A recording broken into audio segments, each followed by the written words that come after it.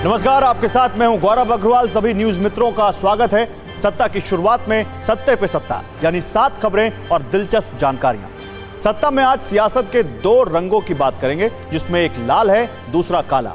आज देखिएगा कैसे सीकर में पीएम मोदी ने लाल डायरी की बात करके कांग्रेस का रंग उड़ाया, अशोक गहलोत ने टमाटर वाला लाल रंग दिखाया और विपक्ष ने काले कपड़े पहनकर आज केंद्र के खिलाफ संसद के बाहर धरना दिया। रंगों से भरपूर इस राजनीतिक रसाकशी पर सत्ता की कुंजी देखिएगा।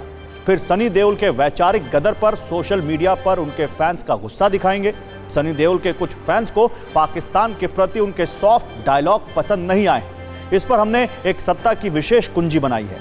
फिर बताएंगे कैसे इस देश में अहमदिया मुसलमानों के साथ उनके ही समुदाय में भेदभाव की साजिश हो रही है। हालांकि केंद्र ने आंध्र वक्फ बोर्ड को अहमदिया मुस्लिमों को काफिर बताने पर फटकार लगाई है, लेकिन अहमदिया मुसलमानों के साथ ये भेदभाव क्यों, ये सवाल पूछना जरूरी है। आज हम आपको मणिपुर के डेंजर जोन से भी रिपोर्ट दिखाने वाले हैं, जहां कदम कदम पर मौत का खतरा है।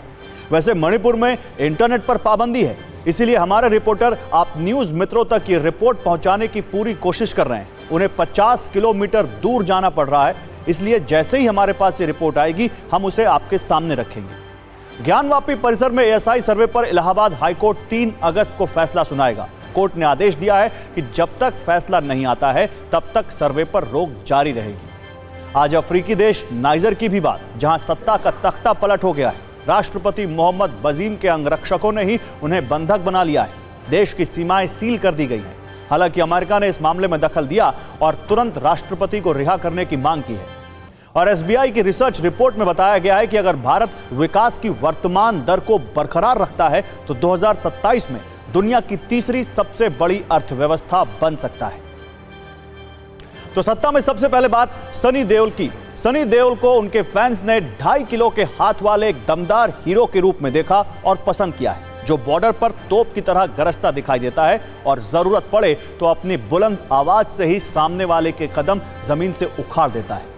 अकेले ही सैकड़ों लोगों को धूल चटा देता है और पाकिस्तान में जाकर हिंदुस्तान जिंदाबाद का उद्घोष कर देता है। लेकिन आज सनी देओल अपने वैचारिक गदर की वजह से चर्चा का विषय बने हुए हैं। ये वैचारिक गदर उन्होंने पाकिस्तान का नाम लेकर छेड़ा है। सनी को अचानक आज पाकिस्तान और वहां के लोग बहुत प्यारे लग रहे हैं और वो भारत पाकिस्तान संबंधों का सारा दोष सियासत के मत्थे मढ़ रहे हैं। उनके एक बयान ने उनके कई फैंस को चोट पहुंचाई है और विवाद खड़ा कर दिया है। सबसे पहले हम आपको सनी देओल का वो बयान सुनाते हैं जो उन्होंने अपनी नई फिल्म गदर 2 के ट्रेलर लॉन्च के मौके पर दिया। फिर आगे की बात करेंगे। बात कुछ ले जाने की या लेने की और देने की बात नहीं होती। बात होती है कि एक इंसानियत की होती है। ये झगड़े नहीं होने चाहिए, दोनों तरफ उतना ही प्यार है। ये सियासी खेल होता है जो ये सब नफरतें पैदा करता है और वही आप देखेंगे इस फिल्म में भी।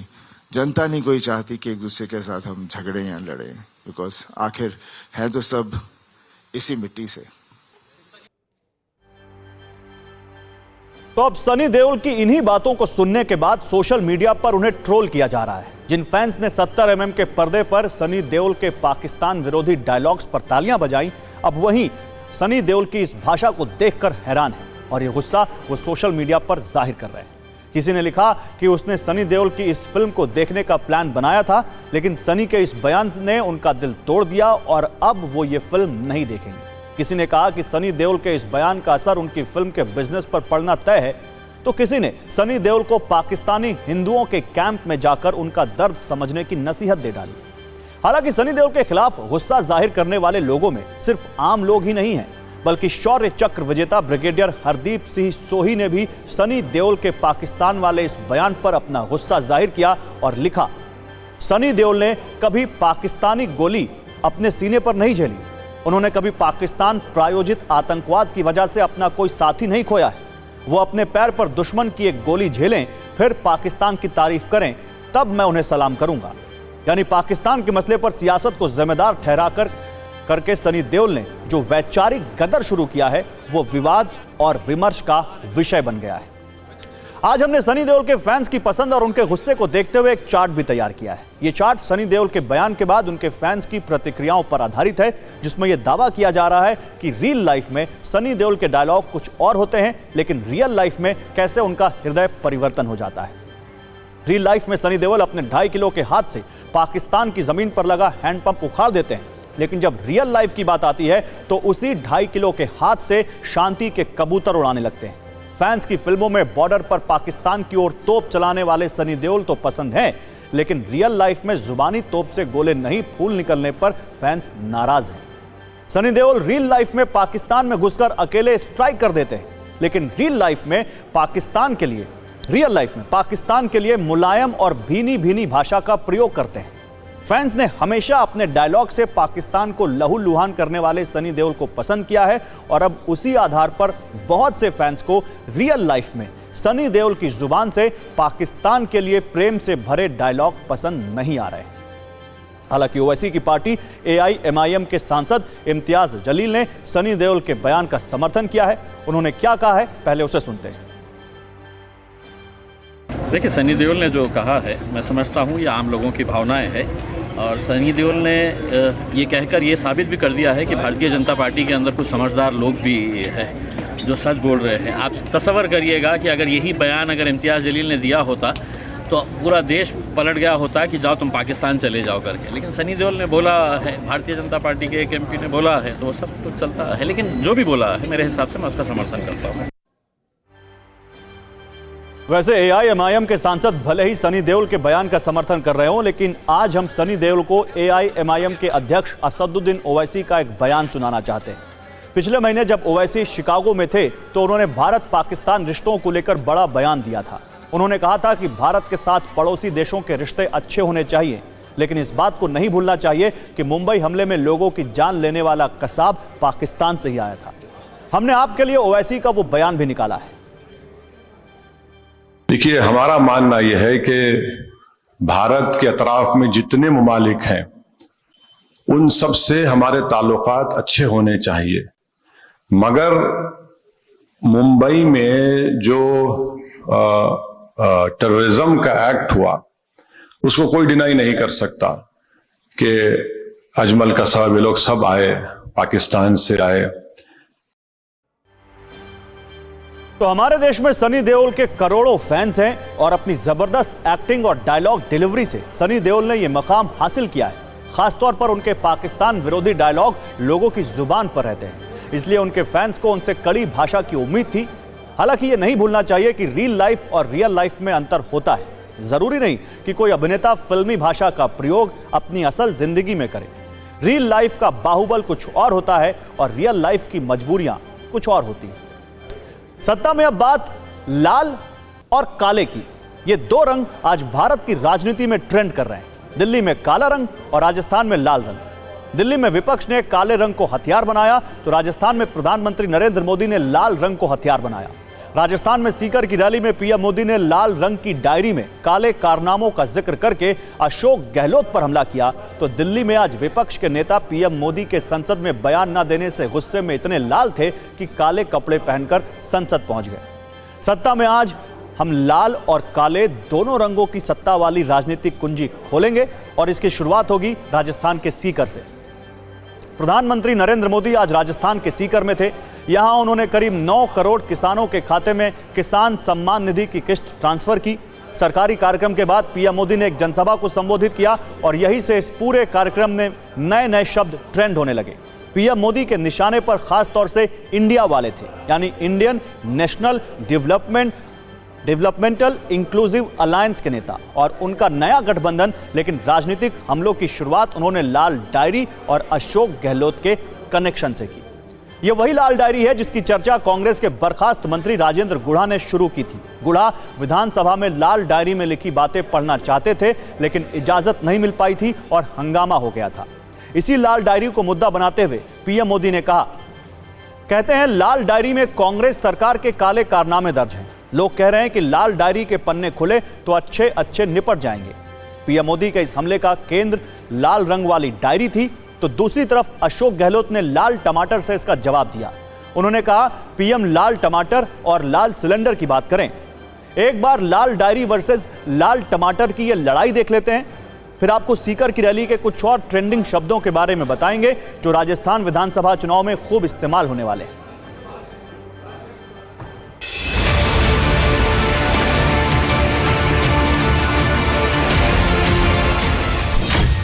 कांग्रेस का मतलब ही है लूट की दुकान, झूठ का बाजार। और लूट की इस दुकान का सबसे ताजा प्रोडक्ट है, ताजा प्रोडक्ट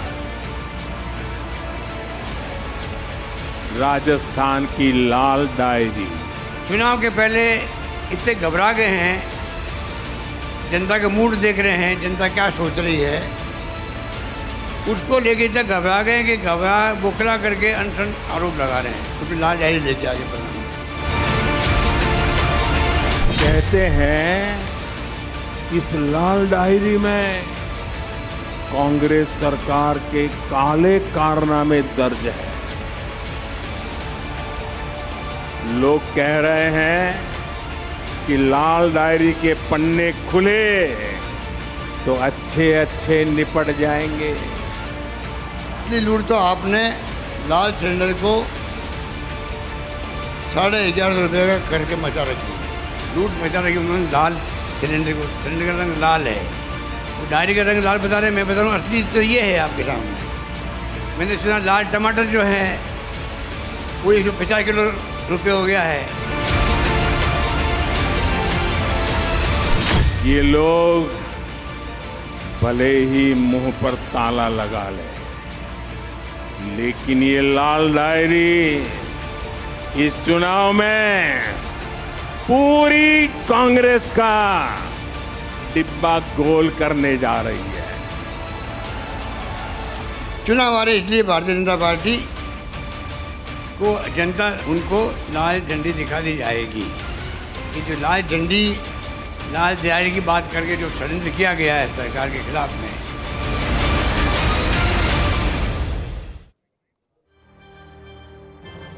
हालांकि पीएम मोदी और सीएम गहलोत के बीच लाल रंग पर हुई इस महाभारत का यह राउंड 2 था, क्योंकि पहली लड़ाई तो ट्विटर पर हो चुकी थी। दरअसल आज सीकर वाले कार्यक्रम में अशोक गहलोत को मौजूद रहना था, लेकिन सुबह सुबह अशोक गहलोत ने ट्वीट करके दावा किया कि पीएम के कार्यक्रम में बोलने वालों की लिस्ट से उनका नाम हटा दिया गया है। उन्होंने सिर्फ 3 मिनट मांगे थे, वो भी नहीं मिले। इस पर थोड़ी देर बाद पीएमओ का ट्वीट आया, जिसमें दावा किया गया कि राजस्थान सीएमओ ने स्वास्थ्य कारणों से अशोक गहलोत का नाम कार्यक्रम से वापस ले लिया था। इसके बाद फिर अशोक गहलोत ने एक ट्वीट किया। इस बार उन्होंने पीएमओ के पहले के कार्यक्रम और बाद के कार्यक्रम के डिटेल्स शेयर किए। ये दिखाकर उन्होंने दावा किया कि उनका नाम पहले बोलने वालों में था, बाद में पीएमओ ने हटा दिया। हालांकि इस सब के बीच जब पीएम मोदी का कार्यक्रम शुरू हुआ तो अशोक गहलोत वीडियो कॉन्फ्रेंसिंग से जुड़े। तस्वीरों में उनके पैर में चोट दिख रही है। यह भी समझ आ रहा है कि शायद इसी चोट के कारण वो कार्यक्रम में सशरीर मौजूद नहीं थे। वैसे पीएम मोदी और सीएम गहलोत लाल डायरी वर्सेस लाल टमाटर और ट्विटर वॉर में एक दूसरे के खिलाफ स्कोर 2-2 पर बराबर करने में कामयाब रहे, लेकिन मैच यहां खत्म नहीं हुआ। नरेंद्र मोदी आज की रैली में राजस्थान चुनाव का नैरेटिव सेट करने के मूड में थे, इसलिए उन्होंने लाल डायरी के अलावा क्विट इंडिया, लूट की दुकान, झूठ का बाजार, east India, popular front of India, paper leak उद्योग, पद्मावत और नारी सुरक्षा जैसे शब्दों को भी अपने भाषण में खूब पीएम ने समय दिया। पीएम मोदी के इन हमलों का जवाब गहलोत तो दे ही रहे थे, लेकिन दिल्ली से भी उन्हें खूब बैकअप मिल रहा था। इसकी जिम्मेदारी खुद कांग्रेस अध्यक्ष मल्लिकार्जुन खड़गे ने उठाई थी।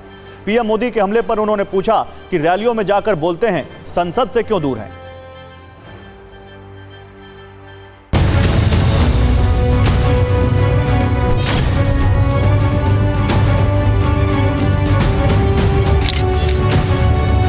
यूपीए के कुकर्म लोगों को याद ना आए, इसलिए इन्होंने अपना नाम यूपीए से बदलकर INDIA कर दिया और इतना लंबा कर दिया कि लोग भूल जाएं। यूपीए के नाम बदला है ताकि ये आतंकवाद के सामने घुटने टेकने का अपना पाप छिपा सके। फिट इंडिया ही देश को बचाएगा और देश को विकसित भारत बनाएगा।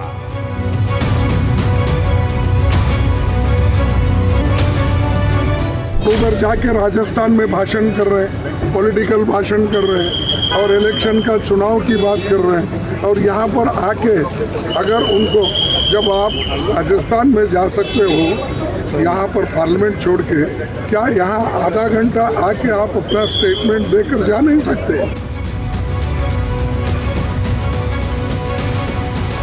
जैसे गांधी जी ने क्विट इंडिया का मंत्र दिया था, वैसे ही आज का मंत्र है भ्रष्टाचार क्विट इंडिया, भ्रष्टाचार छोड़ो इंडिया, परिवारवाद क्विट इंडिया, परिवारवाद छोड़ो इंडिया। आज लोग जागृत हो गए हैं और वो लड़ेंगे, लड़ते रहेंगे। और तुम, इसका मतलब यही है, तुम पार्लियामेंट, ये जो टेम्पल ऑफ डेमोक्रेसी है, यहाँ पर बात नहीं करना चाहते। उधर राजस्थान में हुए पीएम मोदी के राजनीतिक हमले का जवाब दिल्ली से मल्लिकार्जुन खड़गे ने दिया। इसलिए अब सत्ता की कुंजी को राजस्थान से दिल्ली की दिशा में मोड़ते हैं, जहां आज विपक्ष ब्लैक थर्सडे मनाने के मूड में दिखा। विपक्ष के इंडिया गठबंधन वाले दलों के सदस्यों ने काले कपड़े पहने थे। वो संसद में मणिपुर पर पीएम मोदी के बयान की मांग कर रहे थे। आज जैसे ही राज्यसभा की कार्यवाही शुरू हुई, अपनी इसी मांग को दोहराने के लिए नेता विपक्ष मल्लिकार्जुन खड़गे खड़े हुए, जिस पर सत्ता पक्ष की ओर से हंगामा हुआ और खड़गे लगातार दूसरे दिन नाराज हो गए। 60 सेकंड में संसद की हंगामेदार रील देख लेते हैं और फिर आगे बढ़ेंगे। प्रधानमंत्री सदन में आओ, सदन में आओ, सदन में आओ। चर्चा हो, चर्चा हो। ये काला कपड़ा प्रधानमंत्री मोदी जी के अहंकार के खिलाफ है।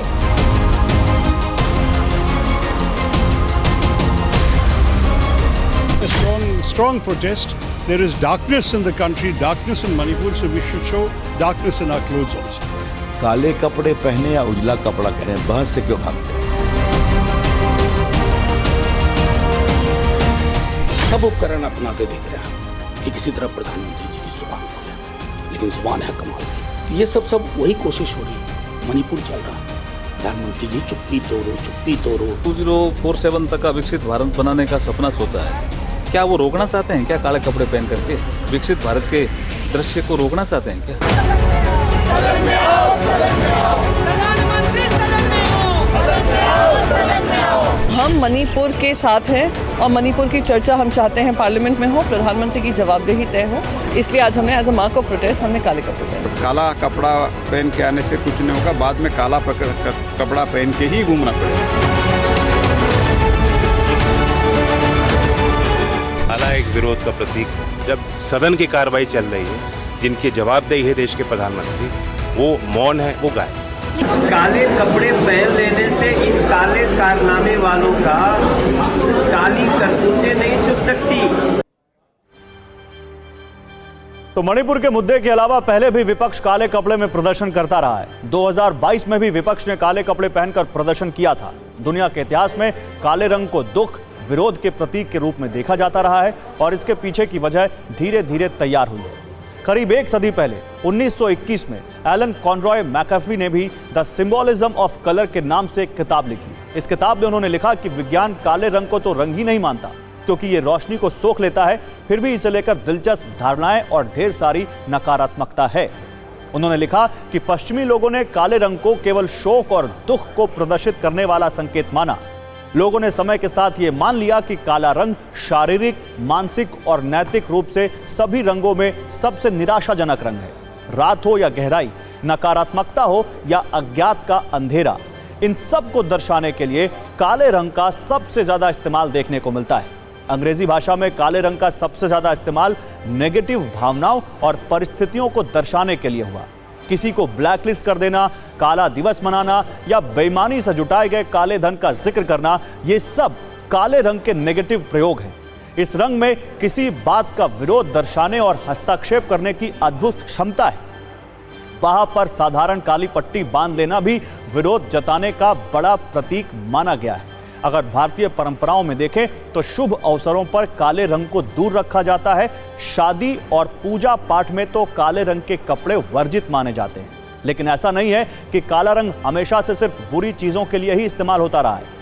प्राचीन मिस्र में काले रंग को अच्छी फसल का प्रतीक माना जाता था। ऐसा इसलिए था क्योंकि नील नदी की काली मिट्टी से अच्छी फसलें होती थी। विपक्ष भी राजनीति की काली मिट्टी में मोदी विरोध के बीज बो रहा है और उम्मीद कर रहा है कि वोटों की फसल लहलहाएगी। लेकिन पीएम मोदी की राजनीति के अपने ही चटक रंग हैं। आगे आगे देखिए होता है क्या। हालांकि इसी बीच देखिए, क्योंकि हम मणिपुर की बात कर रहे हैं और मणिपुर पर जमकर सियासत हो रही है, इसी बीच इसी मणिपुर के मुद्दे पर एक बड़ी खबर आ रही है। मणिपुर में महिलाओं के साथ दरिंदगी की सीबीआई जांच होगी। इस वक्त की बहुत बड़ी खबर, मणिपुर घटना की सुनवाई दूसरे राज्य में होगी। केंद्र सरकार कल सुप्रीम कोर्ट में इसको लेकर हलफनामा दायर करेगी और जिस मोबाइल फोन से वीडियो शूट किया गया वो मोबाइल फोन भी बरामद कर लिया गया है और इस मोबाइल फोन से वीडियो शूट करने वाला वो शख्स गिरफ्तार कर लिया गया है। आपको याद होगा वो वीडियो जिसने पूरे देश को शर्मसार किया था, जहां पर महिलाओं को निर्वस्त्र करके परेड कराई गई थी और उसको लेकर तमाम तरह की बातें फिर हुई थी और एक बहुत बड़ा विरोध पूरे देश में उसका देखने को मिला था। केंद्र सरकार ने भी कहा था कि सख्त एक्शन लिया जाएगा। सीधे चलते हैं, हमारे साथ राहुल सिन्हा जुड़ चुके हैं। राहुल, आपसे सीधे मैं जानना चाहूंगा, आप बताइए इस बारे में केंद्र सरकार क्या कर रही है? देखिए, एक सबसे बड़ी खबर इस मामले में यह है कि वो जो वीडियो सामने आया था उसको शूट करने वाला जो शख्स है उसको गिरफ्तार कर लिया गया है। वो मोबाइल भी बरामद कर लिया गया है जिसके जरिए ये पूरी घटना जो थी उसको शूट किया गया। इसके अलावा सबसे महत्वपूर्ण बात यह कि केंद्र सरकार की तरफ से इस मामले को सीबीआई को सौंप दिया गया है। सीबीआई अब इस पूरे मामले की जांच करेगी। साथ ही कल ये मामला सुप्रीम कोर्ट में है और उसमें सरकार की तरफ से हलफनामा दायर किया जाएगा कि ये जो मामला है इसको बाहर यानी मणिपुर से बाहर किसी दूसरे राज्य में इसकी सुनवाई की जाए ताकि निष्पक्ष तौर से इस पर सुनवाई हो सके और जो पीड़िता थी उनको इंसाफ मिल सके। लेकिन इस सब के बीच में मणिपुर को लेकर के कई महत्वपूर्ण डेवलपमेंट भी इस वक्त सामने आ रहे हैं। खासतौर से प्रधानमंत्री लगातार इस पर अपनी नज़र बनाए हुए हैं। बताया जा रहा है कि गृह मंत्री से दिन में 3 बार वो पूरा लगातार अपडेट तो ले रहे हैं। साथ ही साथ गृह मंत्री जो राहुल, एक जो आप बात कर रहे हैं इसी से जुड़ी एक बड़ी खबर आ रही है। मैं ये खबर बता दूं और फिर आपसे एक बार फिर से इस पर बात करूंगा। और खबर यह है कि कुकी और मैतेई समुदाय के संपर्क में है केंद्र सरकार। इस वक्त की एक और बड़ी खबर मणिपुर से जुड़ी हुई, कुकी और मैतेई समुदाय से 6 राउंड बातचीत हुई है, ये सूत्र बता रहे हैं। मणिपुर पर लगातार अपडेट ले रहे हैं प्रधानमंत्री, जो अभी आपको राहुल सिन्हा बता रहे थे। राहुल, तो प्रधानमंत्री भी पूरी नजर बनाए हुए हैं और 6 राउंड की बातचीत भी हो चुकी है, बताइए इस बारे में। जी बिल्कुल, दोनों ही जो समुदाय हैं उनके नेताओं से लगातार बातचीत की जा रही है। गृह मंत्री लगातार खुद उनसे बातचीत कर रहे हैं और इसमें जो अभी तक के नतीजे निकल करके सामने आ रहे हैं उसमें उम्मीद जाहिर की जा रही है कि शायद जल्द ही इन दोनों समुदाय के नेताओं को साथ बैठाकर एक ज्वाइंट मीटिंग कराई जाए। बहुत जल्दी ऐसे नतीजे सामने आ सकते हैं। फिलहाल अभी अपनी अपनी मांगों को लेकर के ये दोनों ग्रुप्स गृह मंत्री के सामने मांगे रख रहे हैं, सरकार के सामने मांगे रख रहे हैं।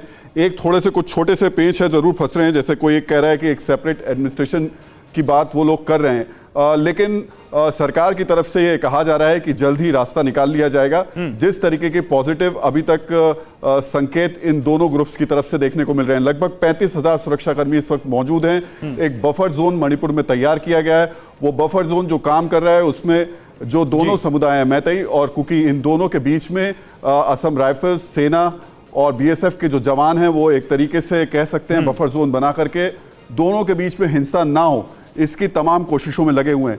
एक जो पॉजिटिव खबर अभी तक मणिपुर से निकल कर आई है वो ये है कि 17 जुलाई के बाद से हिंसा में किसी भी शख्स की मौत नहीं हुई है, लेकिन उसके बावजूद हिंसा की घटनाएं हो रही हैं। हिंसा की घटनाओं में किसी के घर में आग लगा देना या बाकी ठीक है राहुल जी, बहुत शुक्रिया राहुल आपका इन तमाम जानकारियों के लिए। तो मणिपुर को लेकर देखिए कुछ बड़े डेवलपमेंट है। मणिपुर में जो सूत्रों के मुताबिक 6 राउंड की बात कुकी और मैतेई समुदाय दोनों से हो चुकी, जैसा कि राहुल सिन्हा रिपोर्ट कर रहे हैं। 35,000 सुरक्षाकर्मी लगाए गए हैं। सबसे बड़ी बात, जिस शख्स ने वो वीडियो बनाया था और जिस शख्स के मोबाइल फोन जिस मोबाइल फोन से वो वीडियो बनाया था वो मोबाइल फोन भी बरामद कर लिया गया और वीडियो बनाने वाले शख्स को गिरफ्तार कर लिया गया है।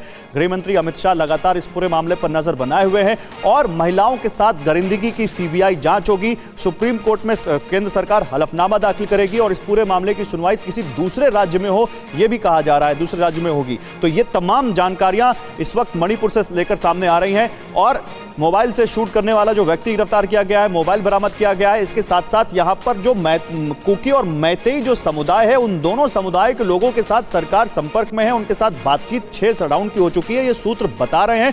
और कुछ चीजें हैं छोटी मोटी जिनको लेकर अभी पेच फंसा हुआ है। बाकी सरकार पूरी कोशिश कर रही है कि जल्दी से जल्दी मणिपुर में शांति बहाल हो और दोनों समुदायों के बीच जो इतनी इस वक्त कटुता आ चुकी है वो कम की जाए। मणिपुर पर प्रधानमंत्री लगातार अपडेट ले रहे हैं, ये भी इस वक्त एक बड़ी खबर आ रही है। और इसी मणिपुर से जहां राहुल कह रहे थे कि 17 जुलाई के बाद किसी की मौत नहीं हुई है, एक सिल्वर लाइनिंग है, वहीं से हमारे संवाददाता जितेंद्र शर्मा की एक रिपोर्ट देख लेते हैं। जिस वक्त इस इलाके के अंदर हिंसा शुरू हुई उस दौरान ये देखिए किस तरीके से यहाँ पर बाकायदा जितने भी गवर्नमेंट ऑफिस थे उनको भी आग के हवाले किया गया। और ये फॉरेस्ट गेस्ट हाउस है, ये देखिए इस पर भी यहाँ पर धावा बोला गया, इसमें भी जमकर उत्पात मचाया गया और आगजनी यहाँ पर की गई है। यहाँ पर असम राइफल्स के जवान बैठे हुए साफ तौर पर देखे जा सकते हैं। ये तस्वीरें आप देखिए किस तरीके से इस फॉरेस्ट गेस्ट हाउस में भी यहाँ पर जमकर तोड़फोड़ की गई है, यहाँ आगजनी की गई है। तस्वीरें मैं चाहूँगा कैमरामैन अमित कुमार आपको दिखाते रहें। ये देखिए ये फॉरेस्ट गेस्ट हाउस है और इसमें देखिए किस तरीके से जमकर यहाँ तोड़फोड़ की गई, यहाँ पर बाकायदा लिखा भी हुआ है। और ये देखिए पीछे से गोलियां चलने की आवाज़ भी साफ तौर पर सुनी जा सकती है। अभी भी यहाँ पर हिंसा रुकने का नाम नहीं ले रही है। फॉरेस्ट रेस्ट हाउस मौरे, और ये देखिए जितने भी कमरे थे सभी को यहाँ पर आग के हवाले किया गया है। हालांकि इस वक्त जो जवान हैं असम राइफल के, उन्होंने यहाँ पर मोर्चा संभाला हुआ है। किसी भी तरीके से हिंसा पर काबू पाने की यहाँ पर कोशिश की जा रही है और लगातार रुक रुक कर अभी भी फायरिंग की जो आवाज़ें हैं वो यहाँ पर सुनने के लिए मिल रही हैं। रुक रुक कर अभी भी यहाँ पर फायरिंग हो रही है। और ये तस्वीरें आप देखिए, ये अपने आप में बयां करने के लिए काफ़ी है कि किस तरीके से मौरे के अंदर आगजनी की गई, उपद्रवियों के द्वारा किस तरीके से यहाँ पर आतंक मचाया गया है। कैमरामैन अमित के साथ जितेंद्र शर्मा, TV9 भारतवर्ष, मौरे, मणिपुर। मौरे में जो कल हिंसा हुई थी उसके बारे में ग्राउंड रिपोर्ट आपको दे रहे थे जितेंद्र शर्मा की वहां पर क्या हालात है। और चूरा चांदपुर में आज भी हिंसा की खबरें आई और इसी पर पूरा जोर है कि कैसे मणिपुर में अब शांति लाई जाए और कैसे दोनों समुदायों के बीच ये शांति स्थापित हो। चलिए सत्ता में अब बात उन लोगों की जिन्होंने वैसे तो खुद मजहब के नाम पर देश के मुस्लिमों को डराने वाली दुकानें खोल रखी हैं, जो हमेशा अपने पास एक विक्टिम कार्ड तैयार रखते हैं और ये प्रोपेगेंडा फैलाते हैं कि उनके साथ भेदभाव किया जा रहा है, उनके हक छीने जा रहे हैं। लेकिन यही लोग अब कैसे अपने ही समुदाय में शामिल मुसलमानों पर जुल्म ढा रहे हैं, उनके साथ भेदभाव वाली लकीर खींच रहे हैं, इसका दर्द आज अहमदिया मुसलमानों से पूछने की जरूरत है। इस देश में अहमदिया मुसलमानों के हक छीनने की एक बहुत बड़ी और खतरनाक साजिश हो रही है और इसका सबूत है आंध्र प्रदेश वक्फ बोर्ड का एक फरमान, जिसमें उसने देश के अहमदिया मुसलमानों को काफिर बताया है और कहा है कि अहमदिया मुस्लिम असल में मुसलमान हैं ही नहीं। यानी अहमदिया मुसलमानों के प्रति अब तक जो जहरीली सोच कई इस्लामिक देशों में देखने को मिलती थी, अब वो हिंदुस्तान तक पहुंच गई है। हालांकि अहमदिया मुस्लिमों के हक पर डाका डालने की ये साजिश कामयाब हो पाएगी ऐसा लगता नहीं है, क्योंकि अहमदिया समुदाय की मांग पर अब केंद्र सरकार भी इस पूरे मामले में एक्शन मोड में आ चुकी है और उसने आंध्र प्रदेश के वक्फ बोर्ड को जमकर फटकार लगाई है और उसकी जमकर धुलाई की है। आंध्र वक्फ बोर्ड ने अपने फरमान में बताया था कि अहमदिया मुस्लिमों को काफिर घोषित किया जाता है। जवाब में केंद्र सरकार ने कहा है कि वक्फ बोर्ड को ऐसा करने का कोई भी संवैधानिक और न्यायिक अधिकार नहीं है। आंध्र वक्फ बोर्ड ने कहा था कि अहमदिया मुस्लिमों को मुसलमान नहीं माना जाएगा, लेकिन केंद्र ने कहा है कि अहमदिया मुसलमानों को काफिर घोषित करना गैर कानूनी है और इस देश में अहमदिया मुस्लिमों के साथ अन्याय किसी भी हाल में बर्दाश्त नहीं किया जाएगा। हालांकि केंद्र के इस दखल पर भारत के अहम मुस्लिम संगठन जमीयत उलेमाए हिंद ने ऐतराज जताते हुए आंध्र प्रदेश वक्फ बोर्ड के प्रस्ताव का समर्थन किया। इसलिए आज ये सवाल पूछना जरूरी है कि आखिर अहमदिया मुस्लिमों पर इस तरह के नफरत भरे कैंपेन की वजह क्या है। लेकिन इस खबर की कुंजी के आगे के पन्ने खोलने से पहले आपको ये समझने की जरूरत है कि आखिर अहमदिया मुस्लिमों के साथ जिस काफिर शब्द को जोड़ने पर विवाद है उसका मतलब क्या है। दरअसल काफिर एक अरबी शब्द है जिसका शाब्दिक अर्थ है अस्वीकार करने वाला, गैर मुस्लिम जो खुदा को ना माने। इस शब्द का इस्तेमाल अलग अलग संदर्भों में गैर मुस्लिमों के खिलाफ होता रहा है। सबसे ज्यादा हैरानी की बात तो यह है कि करीब 11 साल पहले 2012 में भी आंध्र प्रदेश स्टेट वक्फ बोर्ड ने ऐसा ही प्रस्ताव पास किया था, जिसमें अहमदिया समुदाय को गैर मुस्लिम घोषित कर दिया गया था। हालांकि इस प्रस्ताव को आंध्र प्रदेश हाईकोर्ट में चुनौती दी गई थी और अदालत ने इस प्रस्ताव को अंतरिम रूप से निलंबित कर दिया था। बावजूद इसके आंध्र प्रदेश वक्फ बोर्ड ने अहमदिया मुस्लिमों को लेकर फिर से नया फरमान जारी कर दिया, लेकिन इस बार उसे फटकार केंद्र सरकार की ओर से लगाई गई है। इस पर अहमदिया मुस्लिमों ने केंद्र को शुक्रिया भी कहा है। हम आपको सबसे पहले इस पर एक न्यूज रील दिखाते हैं, फिर बताएंगे कि आखिर अहमदिया मुस्लिमों को उनके ही समुदाय के लोग काफिर कहकर भेदभाव के तराजू में क्यों तौल रहे हैं।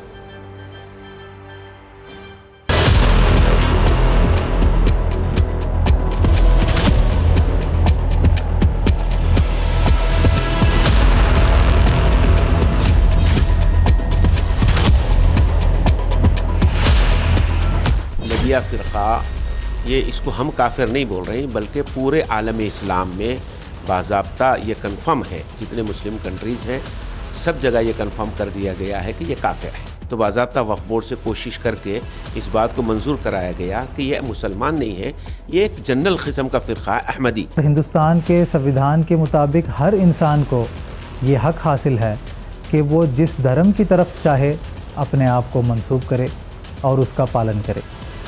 बावजूद इसके बाज़ मुस्लिम तंजीमों और वक्फ बोर्ड की तरफ से जमात अहमदिया मुस्लिमा के मजहबी हुकूक को छीनने की कार्रवाई की जाती है।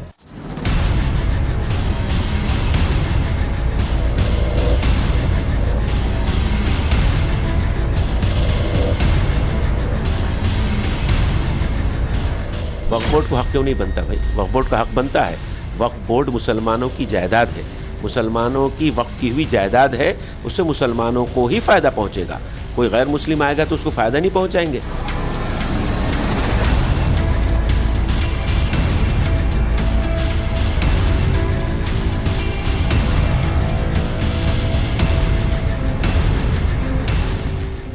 कोई भी प्रदेश का वक्फ बोर्ड कानून जो बनाया गया है देश की संसद द्वारा, उसकी परिधि में ही काम कर सकता है। किसी भी वक्फ बोर्ड को एक्ट ऑफ पार्लियामेंट ये अधिकार नहीं देता कि वो किसी भी व्यक्ति या समुदाय को समाज से निष्कासित करे।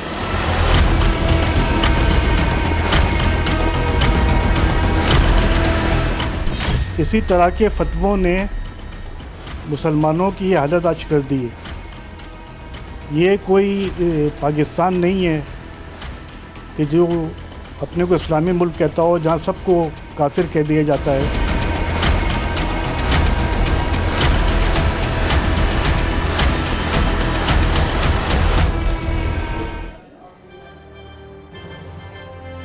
अब हम सत्ता की कुंजी में आपको बताते हैं कि आखिर दुनिया के कई इस्लामिक देशों में अहमदिया मुस्लिमों को काफिर क्यों कहा जाता है और कैसे नफरत से भरी इस सोच का प्रचार प्रसार भारत में भी किया जा रहा है। दरअसल इस्लाम धर्म में मुसलमानों की दो श्रेणियां होती हैं, जिनमें एक शिया और दूसरी सुन्नी। अहमदिया मुस्लिम सुन्नी मुसलमानों की एक उपजाति है, लेकिन यहाँ गौर करने वाली बात यह है कि अहमदिया मुस्लिम खुद को मुस्लिम तो मानते हैं, लेकिन वो मोहम्मद साहब को आखिरी पैगंबर नहीं मानते। वो अपने गुरु मिर्जा गुलाम अहमद को पैगंबर मोहम्मद के समकक्ष मानते हैं, जबकि पूरी दुनिया में इस्लाम धर्म को मानने वाले पैगंबर मोहम्मद साहब को ही अपना आखिरी पैगंबर मानते हैं। और यही बात अहमदिया मुस्लिमों को बाकी मुसलमानों से अलग करने की वजह है। इसी वजह से अहमदिया मुस्लिमों के साथ काफिर शब्द जोड़ा जा रहा है। पाकिस्तान में 1974 में अहमदिया मुस्लिमों को गैर मुस्लिम घोषित किया गया था, जहां की मस्जिदों में अहमदिया मुसलमानों की एंट्री तक बैन है। और जब अहमदिया मुसलमानों पर यही पाकिस्तानी विचार भारत में भी थोपने की कोशिश की जा रही है, जो एक चिंता की बात है।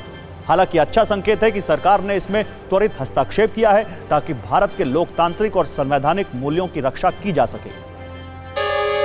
ओह, तो देखिए, सत्ता में आज का टाइम खत्म हो गया है, लेकिन सभी न्यूज मित्रों से हमारी एक न्यूज रिक्वेस्ट है कि वो सत्ता की न्यूज रील्स को ज्यादा से ज्यादा शेयर करें। नमस्कार।